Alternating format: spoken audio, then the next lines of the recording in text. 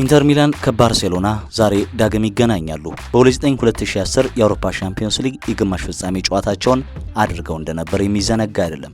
ዛሬም የሚገናኙት በግማሽ ፍጻሜው ነው። 2009-2010 ላይ በአውሮፓ ሻምፒዮንስ ሊጉ ሁለቱ ክለቦች እርስ በርስ እንደሚገናኙ ይፋ ሲደረግ ማንም ኢንተር ሚላን ወደ ቀጣዩ ዙር ያልፋል ብሎ አልገመተም። ምክንያቱም በዛ ሰዓት የሚገጥሙት በዓለም እግር ኳስ ወደ ልዕልናው የተጠጋውን የፔፕ ጋርዲዮላ ባርሴሎና ነበር። ሊዮኔል ሜሲ፣ አንድሪያስ ኢኒየስታ፣ ዣቪ ሄርናንዴዝ፣ ሰርኪዮ ቡስኬትን የመሳሰሉ ኮከቦች በዓለም እግር ኳስ ላይ ዶሚኔት ያደረጉበት ምናልባትም በእግር ኳስ ለፍጹምነት የተጠጋው ቡድን እንደነበረ ማንሳት ይቻላል። ሁለቱም ቡድኖች የየራሳቸውን አዳዲስ ታሪክ ለመጻፍ ጥረት የሚያደርጉበት ሩጫ ላይ ይገኙ ነበር። ባርሴሎና በዛ ሰዓት ሁለት ተከታታይ የአውሮፓ ሻምፒዮንስ ሊግ ዋንጫዎችን ያሳካ የመጀመሪያው ክለብ ለመሆን እየተዘጋጀ ይገኝ ነበር። በአንጻሩ ኢንተር ሚላን በሰዓቱ ከ1972 በኋላ በአውሮፓ ውድድር አንድ ዋንጫ ለማሳካት ወይም ደግሞ ከ1965 በኋላ በሄሌኒዮ ሄሬራ እየተመሩ ካሳኩት የአውሮፓ ሻምፒዮንስ ሊግ በኋላ የመጀመሪያ የአውሮፓ ሻምፒዮንስ ሊግ ዋንጫቸውን ለማሳካት እቅድ ውስጥ ወይም ደግሞ ፉክክር ውስጥ የነበሩበት ነበር። ነገር ግን በጥላቻ የተሞላ ጨዋታም ነበረ። ምክንያቱ ደግሞ የኢንተር ሚላኑ አሰልጣኝ ጆዜ ሞሪኒዮና ጋርዲዮላ ነበሩ።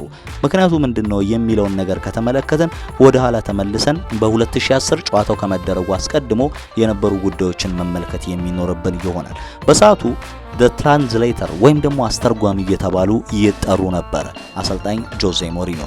ነገሩ የተጀመረው 2008 ላይ ነው። ባርሴሎና አዲስ አሰልጣኝ ለመቅጠር ዝግጁ የነበረበት ጊዜ ነበር። አሰልጣኝ ፍራንክ ራይካርድን ያሰናበተበት ጊዜ ላይ ማለት ነው። ያኔ ታዲያ ምርጫው በሞሪኒዮና በጋርዲዮላ መካከል የሆነበት አጋጣሚ ተፈጠረ። በነዛ ጊዜያቶች በ1990ዎቹ ከሰር ቦቢ ሮብሰን ጋር በመሆን በአስተርጓሚነት ስፔን ውስጥ የነበሩት አሰልጣኙ ጆዜ ሞሪኒዮ ያኔ አስተርጓሚ ነበሩ። በዚያ ጊዜ ወደ አሰልጣኝነት ይመጣል ብዬ አልገመትኩም ይላል በፔፕ ጋርዲዮላ በተለያዩ አጋጣሚዎቹ። ታዲያ በነዛ ጊዜያቶች በካታላን በነበራቸው ቆይታ ጥሩ ግንኙነትን ካፈሯቸው ሰዎች መካከል አንደኛው ፔፕ ጋርዲዮላ ነው። ከዛ ውጪ የአሁኑ የአርሰናል የፓሪስ ሴንጀርማ አሰልጣኝ ሆነው ሉዊስ ኤንሪኬ እንዲሁም ከዛ ባለፈ ፊጎ የመሳሰሉ ሰዎች የጆዜ ቅርብ ጓደኞች ነበሩ። በእድሜ ብዙ የማይራራቁ በመሆናቸው ምክንያት ኋላ ላይ ከትራንስሌተርነት ወይም ደግሞ ከአስተርጓሚነት በስተመጨረሻም ወደ ምክትል አሰልጣኝነት መጡ። በማን ጊዜ ካላችሁ በሉዊ ቫን ጋል። ታዲያ በካታላን አስተርጓሚው እየተባሉ በመጠራታቸው እጅጉን ይበሳጫሉ። በሰዓቱ የነበራቸው ሲቪ እጅግ በጣም አስደናቂ ነበር። የአውሮፓ ሻምፒዮንስ ሊግንና የአውሮፓ ማህበረሰብ ዋንጫን በፖርቶ ሳይጠበቁ ያሳኩ። በእንግሊዝ እግር ኳስ መጥተው ከ50 ዓመታት በኋላ ለቼልሲ ዋንጫን የሰጡ ሰው ነበሩ። በዚህ ምክንያት ከጋርዲዮላ ይልቅ እሳቸው የባርሴሎና አሰልጣኝ እንደሚሆኑ ይጠበቁ ነበር። ምክንያቱም በሰዓቱ ጋርዲዮላ ልምድ ያልነበረው በአሰልጣኝነትም አንድ ዓመት ብቻ መቆየት የቻለ ታችኛ ደረጃ ላይ ወይም ደግሞ በታችኛው እርከን ላይ የሚገኝ ቡድንን ያሰለጠነ የነበረ ሰው ነበሩ። ታዲያ ጆዜ ሞሪኒዮን እንቅጠር ወይስ የጋርዲዮላን ቲኪታካ እንምረጥ የሚለው መከራከሪያ ነበር በባርሴሎና አመራሮች መካከል።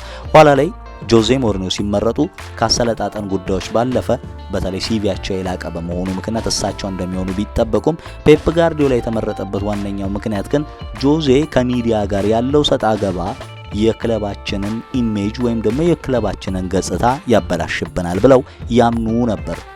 በባርሴሎና ቤት የነበሩ ሰዎች በተለይ እንደ ክራይፍ እንደ ላፖርታ ያሉ ሰዎች በዚህ ሐሳብ ላይ ያጠነጠነ ውይይትን ያደርጉ ነበሩ። ስለዚህ አስተርጓሚ እየተባሉ መጠራታቸው ያበሳጫቸው ሰው በኢንተር ሚላን በሌላ ሐሳብ ይሄንን ባርሴሎና መጣል እንዳለባቸው ያምኑ ነበር።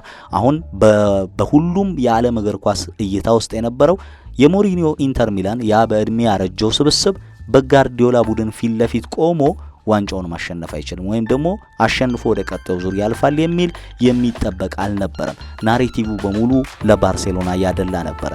በመጀመሪያው ጨዋታ ላይ የአይስላንዲክ ቮልካኖ የተከሰተበት ስለነበረ በሰዓቱ በጣም ጭጋጋማ አየር ስለነበረ በባቡር መጓዝ ነበረባቸው የመጀመሪያውን ጨዋታ። ስለዚህ በደመናማ ሁኔታ ውስጥ በነበረችው አውሮፓ በባቡር ተጉዘው የ10 ሰዓት ጉዞ አድርገው ሚላን ከተማ የደረሱት የባርሴሎና ልጆች በኢንተር ሚላን 3-1 በሆነ ውጤት ተሸነፉ። ሜሲ፣ ዣቪ፣ ሰርኪዮ ቡስኬት፣ ዝላታን ኢብራሂሞቪችን የመሳሰሉ ተጫዋቾች ቢኖሯቸውም ነገር ግን ደግሞ እንዳሰቡት አልሆነላቸውም። የመጀመሪያው ጨዋታ ከመደረጉ አስቀድሞ የምትጫወተው በግራ መስመር የተከላካይ ክፍል ላይ ነው፣ ነገር ግን የምትይዘው ሊዮኔል ሜሲ ነው ተብሎ ተነግሮኛል ይላል ሃቪየር ዛኔቲ በአንድ ዶክመንተሪ ላይ።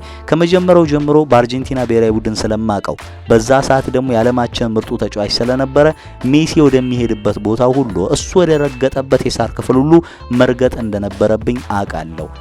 ከኔ ባለፈ ሁለት ተጫዋቾች የቡድን አጋሮቼ እሱን ያንን የማድረግ ግዴታ እንደነበረባቸው እናውቃለን።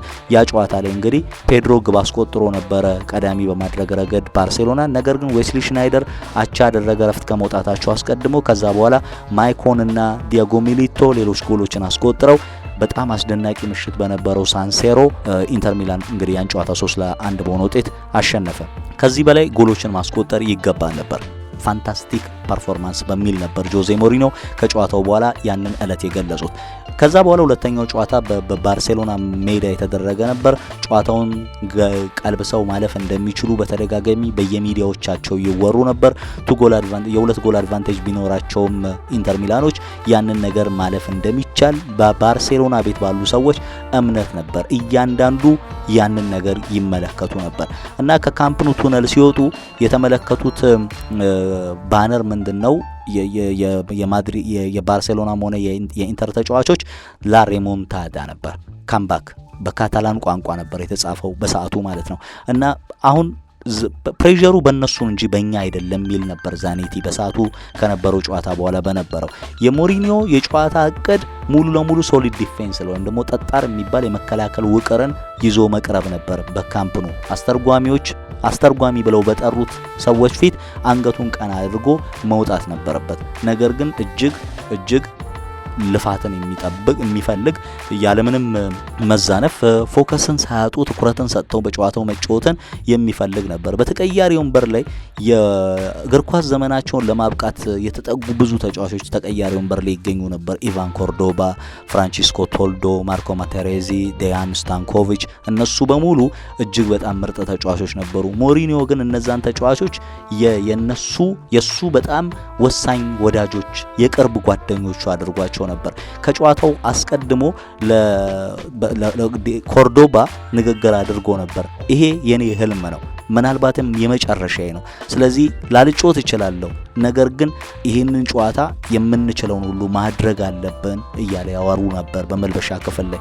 እንደዚህ አይነት ተጫዋቾችን ይዤ ስለነበረ በድሬሲንግ ሩም ውስጥ ወይም ደግሞ በመልበሻ ክፍል ላይ አልተቸገርኩም እያሉ ጆዜ ያወሩ ነበር። ያንተ ስራ ይቀልላል፣ ካራክተራቸው ከፍ ያሉ ናቸው፣ እንደማይጫወቱ ያውቃሉ፣ ነገር ግን ደግሞ ለኔ ሲሉ ሁሉን ነገር ለማድረግ ዝግጁ ነበሩ እያለ ጆዜ ያንን ጊዜ ያስታውሳል።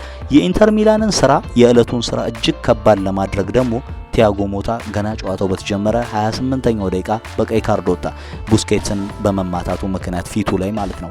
ያ ጨዋታ ከነዛ 28 ደቂቃዎች በኋላ ለባርሴሎና እንደሚቀል ይገመት ነበር። ነገር ግን ደግሞ የተጠበቀው እንደዛ ቢሆንም የተሳካው ግን ወይም ደግሞ በስተመጨረሻ የመጣው ውጤት ግን እንደዛ ሳይሆን ቀርቷል። ምንድነው ብለው ይገልጹታል አሰልጣኝ ጆዜ ሞሪኒዮ? ስትራቴጂ ነበርን ጨዋታውን ለመቆጣጠር ከዛ ወደ ኋላ ለመሰብሰብና በመልሶ ማጥቃት እነሱን ለመርታት ነበር እቅዳችን።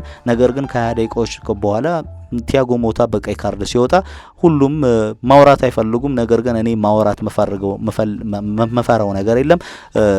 የዳኞች ውሳኔ በጣም አስጨናቂ ነው። 10 ተጫዋቾች ብቻ ነው የቀሩን ሜዳ ውስጥ ከ90,000 ተመልካች ጋር በጣም ጠንካራ ከሚባሉ ተመልካች ጋር ወይም ደግሞ ደጋፊዎች ጋር መፋለም ነበር። ኢንተር ሚላን ሙሉ 90 ደቂቃውን ለመከላከል ዝግጁ ነበር። በመጀመሪያው አጋማሽ መጠናቀቂያ ላይ 0-0 ተጠናቆ ወደ መልበሻ ክፍል ስንገባ ዛኔቲ ምን ይላል? ወደ ፍጻሜው እንደምናልፍ እርግጠኛ ሆኖ ነበር ሞሪኒዮ ሲያወራ። ስለዚህ ያንን ነገር ስመለከት እኛ ላይ ሌላ ኮንፊደንስ ነበር የጨመረልን በማለት ይገልጹታል። 10 ተጫዋቾች ነን፣ ከባርሴሎና ጋር ነው የምንጫወተው። እጅግ በጣም ግራ የሚያጋባ አይነት ስሜት ይፈጥራል። ግን ጀግኖች መሆን አለባችሁ፣ እንደዚህ አይነት ተጫዋች ዛሬ ይፈልጋለሁ እያለ ይነግረን ነበር እያሉ ያወራሉ።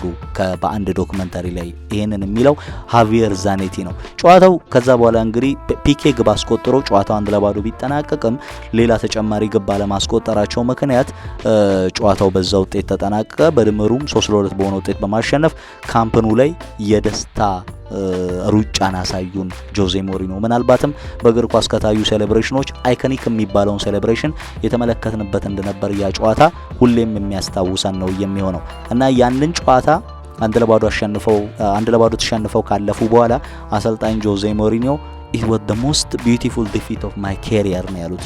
የህይወቴ በእግር ኳስ ህይወቴ በአሰልጣኝነት ዘመናቸው እጅግ ጣፋጩ ሽንፈት በማለት ነው እየገለጹት። የተጫወትነው በ10 ተጫዋች ነው ለረጅም ደቂቃዎች። ይሄ በጣም አስገራሚ ነገር ነው። ሌላ ኢሞሽናል ፐርፎርማንስ ብለው ነው የገለጹት ይሄኛውን። ምናልባትም ለ20 ዓመታት ያህል በአሰልጣኝነት ቆይቻለሁ፣ አንድ ምረጥ ብትሉኝ ግን ይሄንኑ ነው መመርጠው በሚል በካምፕኑ የሮጡበት ከቫልዴዝ ጋር ግብግብ ውስጥ የገቡበት ኢንተር ሚላንም ለፍጻሜ አልፎ ባየር ሙኒክን 2-0 በማሸነፍ የቀድሞ የአሰልጣኝነት መንገዳቸውን የከፈተላቸውን አሰልጣኝ ሉዊ ቫን ጋልን አሸንፈው ዋንጫ ማንሳት የቻሉበት ነው። ዛሬ እጅግ በጣም አስደናቂው ማጥቃት ባርሴሎና እጅግ በጣም አስደናቂው ኢንተር ሚላን ይገናኛሉ። በመከላከል ረገድ ማለት ነው።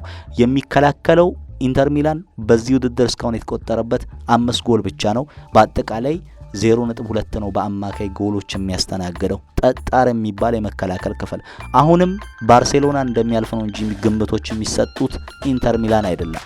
ልክ እንደዛ ጊዜ ያለ ገድልን የኢንዛጊ ልጆች ይከውኑ ይሆን የሚጠበቀው ጉዳይ ይመስላል። ግምታችሁን ልታስቀምጡልን ትችላላችሁ።